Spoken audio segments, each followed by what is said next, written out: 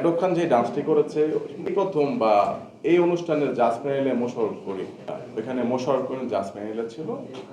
তো ওনাকে আপনারা হয়তো লাইভ বা কোথাও তেমন কেউ দেখেন নাই জাজ প্যানেলে।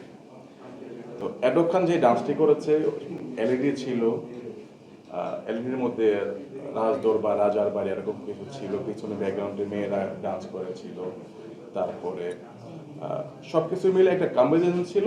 এবং এখানে উপস্থিত দর্শক যারা সবাই কিন্তু করতলে দিয়েছিল, এটা আপনারা নিজেরা প্রমাণ।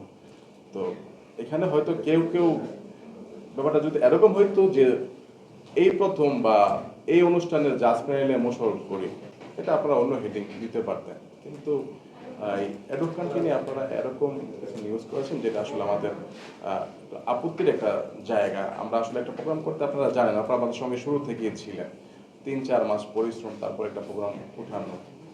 তো এটা একটু অ্যাকচুয়ালি আমাদের কাছে একটা আপত্তি মনে হয়েছে আর কি, যে আপনারা আসলে নিউজটা একটু অন্যভাবে করলে ভালো হতো না। একটা শিল্পী তার শিল্প তো দেখিয়েছে, এখানে তো অস্থিরতা বলতে কিছু ছিল না।